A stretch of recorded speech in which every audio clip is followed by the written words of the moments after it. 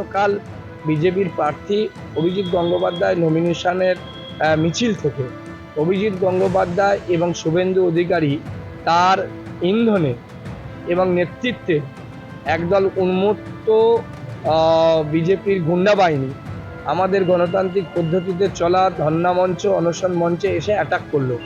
সেই কারণে আমরা সংগঠনের পক্ষ থেকে পশ্চিমবঙ্গ তৃণমূল প্রাথমিক শিক্ষক সমিতি ও মাধ্যমিক শিক্ষক সমিতির পক্ষ থেকে সন্ধ্যাবেলায় আমরা শিক্ষকরা গিয়ে থানায় অভিজিৎ গঙ্গোপাধ্যায় এবং তার সাথে ভিডিও ফুটেজে যাদেরকে দেখা গেছে জেলা পরিষদের একজন বিজেপির প্রার্থী ক্যান্ডিডেট প্রশান্ত দাস বলে একজন, এরকম প্রায় 50 জনের নামে আমরা এফআইআর দায়ের করেছি।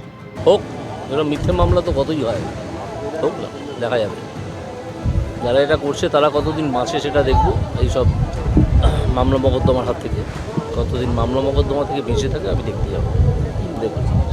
যে মিছিলে শুভেন্দু অধিকারী নেতৃত্বে যে মিছিল চলছে, যে মিছিলে প্রার্থী অভিজিৎ গঙ্গোপাধ্যায় উপস্থিত, সেই মিছিল থেকে কিছু বাঁদর বেরিয়ে এরকমভাবে চেয়ার টেবিল ভাঙচুর করলো, পাথর ছুড়লো, আমাদের দুজন শিক্ষক শিক্ষিকাকে আহত করলো।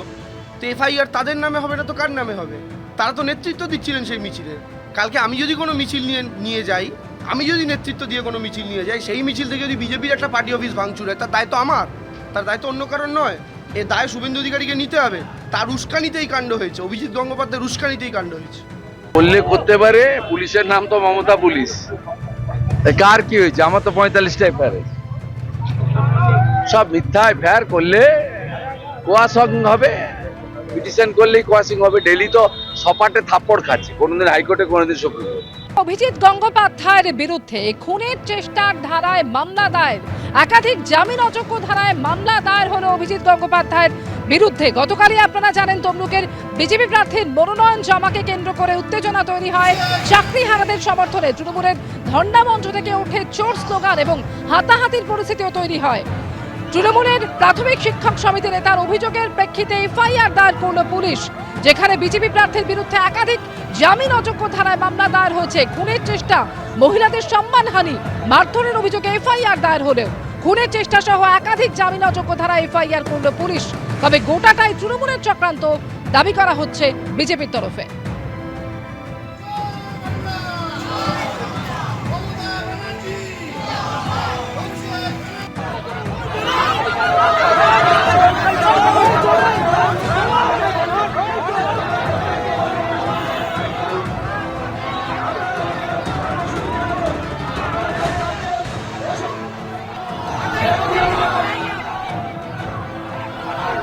গতকাল তমলুকের বিজেপি প্রার্থীর মনোনয়ন পেশকে কেন্দ্র করে উত্তেজনা তৈরি হয়।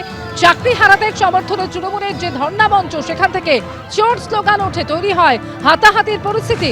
তৃণমূলের প্রাথমিক শিক্ষক নেতার অভিযোগের প্রেক্ষিতে এফআইআর করল পুলিশ।